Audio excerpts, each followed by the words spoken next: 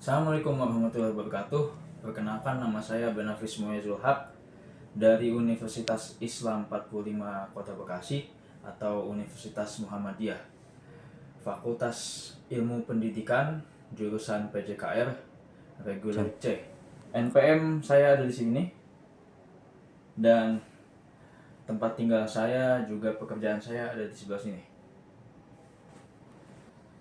Baik, di sini saya akan memaparkan tugas saya dari mata kuliah Pertumbuhan Perkembangan Peserta Didik atau P3D oleh dosen pengampu Bu Yunita Lasma sebagai dosen pengampu di mata kuliah P3D. P3D adalah Psikologi Pendidikan dan Perkembangan Peserta Didik. Nah, di sini akan saya jelaskan 20 istilah yang ada di P3D. Yang pertama yaitu pertumbuhan atau yang disebut dengan growth. Perubahan fisik yang bisa diukur dengan angka, naik dan turun. Contoh, tinggi badan dari 150 ke 160 atau berat badan dari 40 kilo sampai ke 50 kilo. Yang kedua, kalau udah perkembangan atau disebut development. Perubahan fungsi atau kemampuan yang gak bisa diukur pakai meteran, cenderung maju. Contoh, dari nangis minta susu sampai bisa ngomong mama lapar, ya, itu contoh dari seorang bayi. Dari main sendiri sampai bisa kerja kelompok. Oke. Yang ketiga, maturasi atau disebut dengan maturation, matangnya organ tubuh karena bawaan genetik, gak bisa dipaksa latihan. Contoh, gigi permanen tumbuh umur 6-7 tahun. Mau dilatih tiap hari juga gak akan bakal tumbuh sampai umur 3 tahun. Yang keempat, belajar atau learning. Perubahan perilaku karena pengalaman plus latihan. Contoh, anak bisa naik sepeda karena tiap hari latihan. Jatuh, bangun, dan mencoba terus sampai bisa naik sepeda dengan 2 roda. Selanjutnya, prinsip dan tahapan perkembangan. Ya, ini masuk ke nomor 5. Kesejajaran atau disebut dengan cephalocaudal. Perkembangan dari kepala ke bawah, bayi bisa ngangkat kepala dulu baru bisa jalan. Guru jangan maksa anak TK gunting rapi kalau otot tangannya belum matang. Yang keenam, ke arah tengah atau disebut dengan proximodistal. Perkembangan dari bagian tengah tubuh ke ujung. Bahu kuat dulu baru jadi lentur. Seorang guru, makanya anak SD masih coretannya gede, motorik halus jarinya belakangan.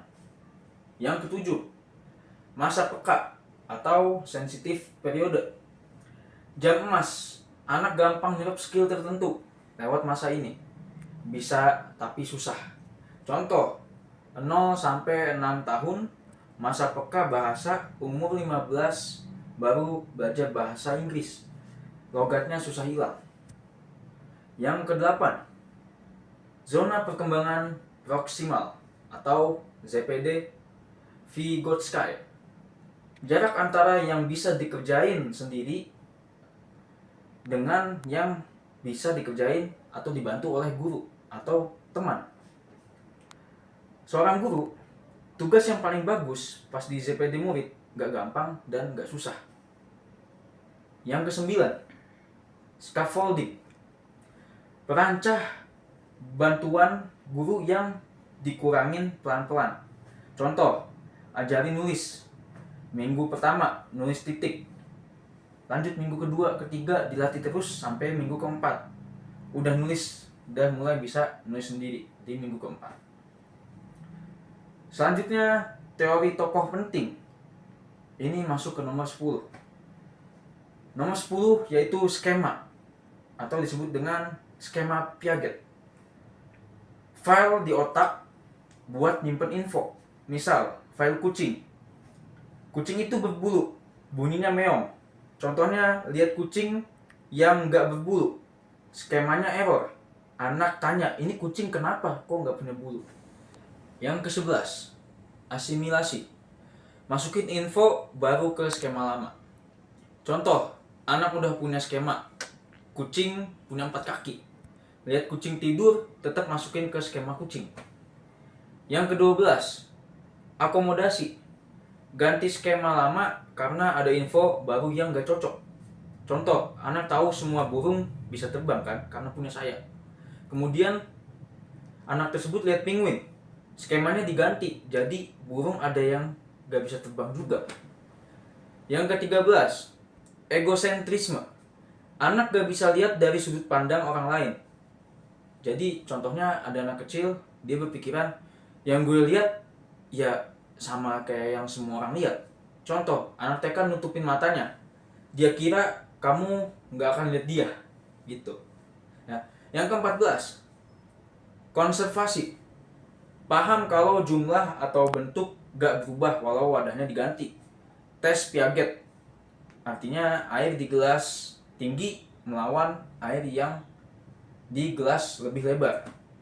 Anak profesional bilang kalau yang lebih tinggi pasti dibilang airnya lebih banyak di gelas yang lebih tinggi dibanding kan gelas yang lebih lebar. Selanjutnya, aspek dan faktor perkembangan. Ini masuk ke nomor 15, yaitu neuroplastisitas yang disebut dengan brain plasticity, yaitu otak bisa nyambung jalur baru seumur hidup. Guru latihan ngitung, kemudian jalur matematikanya jadi highway, nggak pernah dipakai dan jadi jalan rusak. Nomor ke-16, genotip versus fenotipe. Saya jelaskan yang genotipe dulu. Genotipe sama dengan kode DNA bawaan. Sedangkan yang fenotipe adalah hasil akhirnya setelah dipengaruhi oleh lingkungan. Contoh, genotipe tinggi 180 cm, tapi gizinya jelek. Fenotipenya jadi 165 cm. Yang nomor 17, yaitu nature versus nurture. Perdebatan, yaitu perkembangan lebih karena bawaan atau gen dan juga lingkungan. Selanjutnya, istilah motivasi dan sosial. Masuk ke nomor 18, self-determination theory atau SDT. 3 vitamin motivasi, yaitu autonomi, punya kendali, competence, ngerasa bisa, dan relatedness, ngerasa punya.